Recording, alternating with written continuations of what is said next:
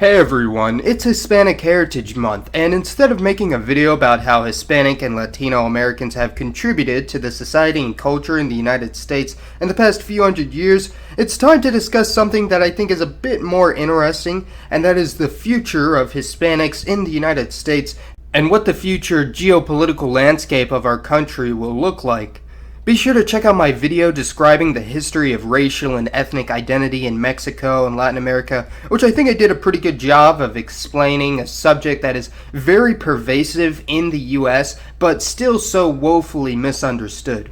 Essentially, terms like Mexican, Hispanic, and Latino are not actually racial identifiers. Mexican simply refers to those either born in Mexico or of ancestral Mexican nationality, while Hispanic refers to anyone from a Spanish-speaking country, which technically, according to the US Census, includes all of Spain as well, while Latino refers to those with national or cultural roots in a Latin American country, including Brazil and occasionally all of the Caribbean as well. The terms Hispanic and Latino are largely American constructs used to conveniently categorize all people with any ancestors that have lived south of the border, which doesn't really make too much sense, seeing how Latinos come in all shades and colors, with there being many white Mexicans like filmmakers Guillermo del Toro and Robert Rodriguez, and quarterback Tony Romo, and also black Latinos in the US as well, such as basketball player Carmelo Anthony or actress Zoe Saldana, although admittedly they're Puerto Rican, not Mexican, but you get the idea. The term is rather arbitrary and is comparable to the connection between US Americans and Canadians,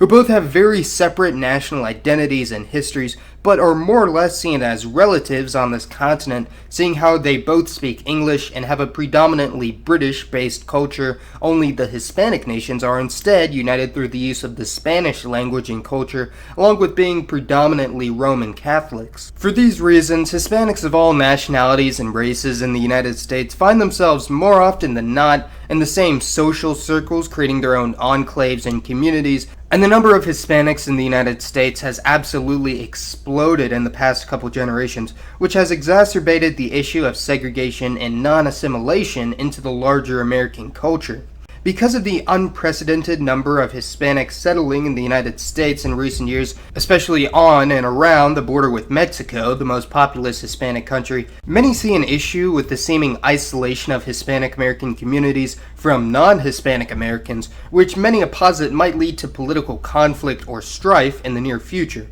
This scenario is going to be similar to my videos on what would happen if Black America was an independent country, where we looked at the ramifications of historic black separatism in the United States, or my video on what if East Asians became the largest minority in the country, exploring the history of potential mass East Asian migration to the West Coast. Now, clearly, even though there are actually movements and groups that actively strive for this scenario in real life, I don't necessarily condone or support these movements and those involved, and blah blah blah. I'm sure you guys are just sick to death of all these disclaimers all the time, so let's just get right into it.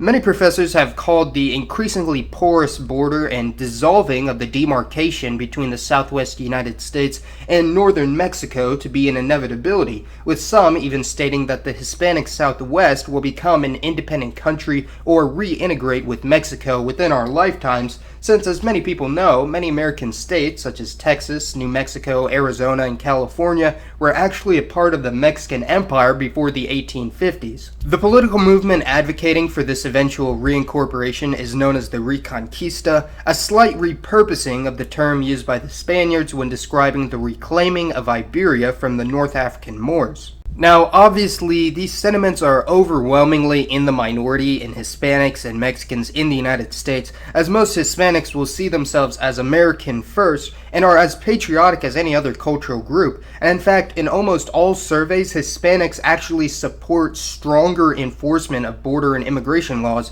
than any other group in the country. Although, according to a Zogby poll in 2002, among Mexican citizens, around 58% of the population thought that the territories of the southwest United States rightfully belonged to Mexico and that Mexican citizens should be allowed to pass the border unabated. These sentiments largely stem from the fact that a reverse of this scenario actually occurred in the mid-1800s, with many Anglo-American settlers from the southern United States migrating, many illegally, into the territories of Texas and California and northern Mexico, and once they made up a substantial portion of the population, they decided to secede from Mexico and join the United States. So, in a way, the possible secession of the region and reincorporation back into Mexico would be a sort of ironic twist on what occurred 180 years ago, seeing how huge chunks of the southwest United States today are predominantly Spanish-speaking and have a culture more in line with northern Mexico than the rest of the U.S. The big difference between now and the 1800s should be glaringly obvious though, seeing how in the modern day the US is much more economically prosperous and has a much safer and stable society than that of Mexico, and it's extremely improbable that American citizens of Mexican ancestry would willingly choose to become Mexican citizens again,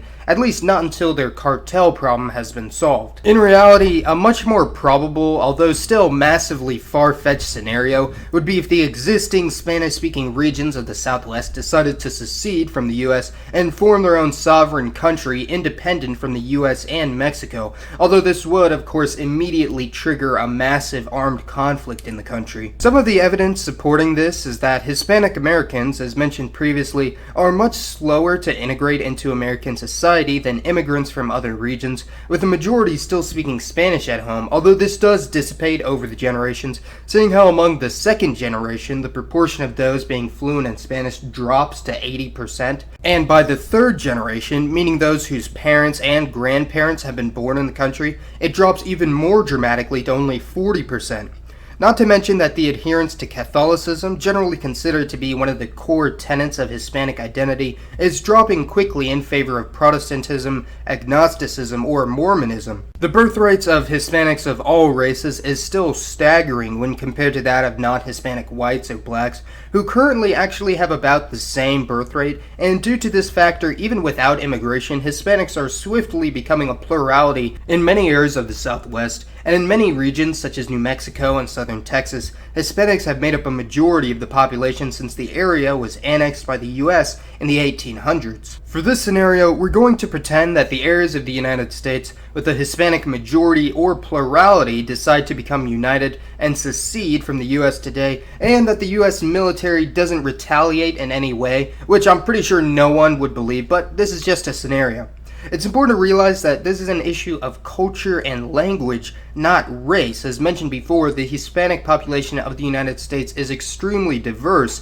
being split mainly between those of European and mestizo, meaning half European and half Native American ancestry, although there are also Hispanics of pure Native American descent, along with Asians, Africans, and those with both European, Amerindian, and African ancestry. It's sort of ridiculous to pose this as a white versus Hispanic issue, as Hispanic isn't even a race, and many Hispanics themselves are of European descent, not to mention how there are many non-Hispanic Americans that aren't white. Here's a map of the areas that currently have a Hispanic concentration of at least 40% in the southwest United States, although filling in all the gaps in the territory where non-Hispanics would greatly outnumber Hispanics, such as in Orange County or San Diego County in California. This hypothetical country would encompass all of southern Texas, most of the Texas Panhandle in a region known as Llano Estacado, parts of western Kansas and Oklahoma, southern Colorado, nearly all of New Mexico, southern Arizona, and most of the state of California south of San Francisco, giving it a population of over 45 million people.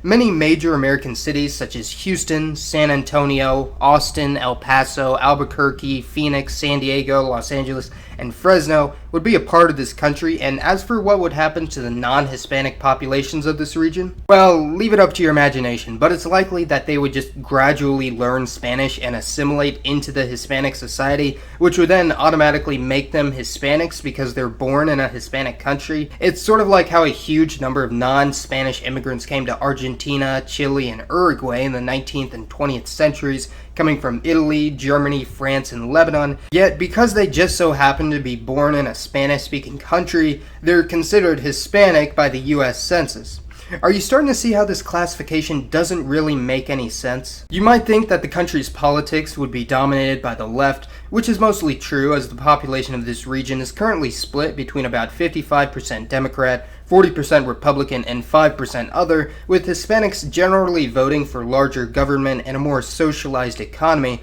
although interestingly, Hispanic Americans living in areas of Texas, New Mexico, and Arizona are actually far more likely to vote conservatively than Hispanics from other areas of the country, most likely due to the fact that these communities are older, more rural, and well integrated than the much more recent immigrants in places like Florida or the Northeast. In all honesty, even if the new country instituted Spanish as its sole official language, it would probably still be more similar in culture to the United States, looking at the seemingly inseparable bonds that the region has with the rest of the country, and I think it's safe to say that the dreams of restoring Mexico's pre-1835 borders, that is, annexing the entirety of Texas to California, along with Colorado, Utah, and Nevada, is essentially impossible. Although extremely improbable in the real world, it is an interesting thought experiment to ponder over, considering the sensitivity of linguistic politics in many areas of the southwest United States today. But it's important to realize that Hispanics and Latinos in the US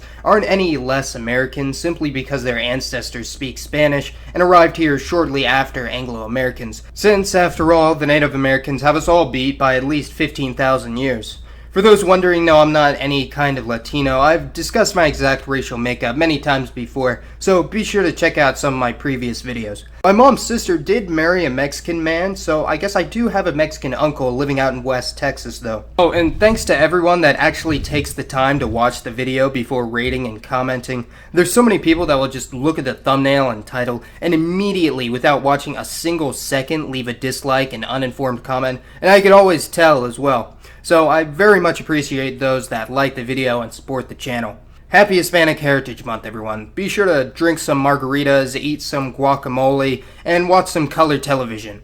And as always, this has been Mason. Thanks for watching, everyone,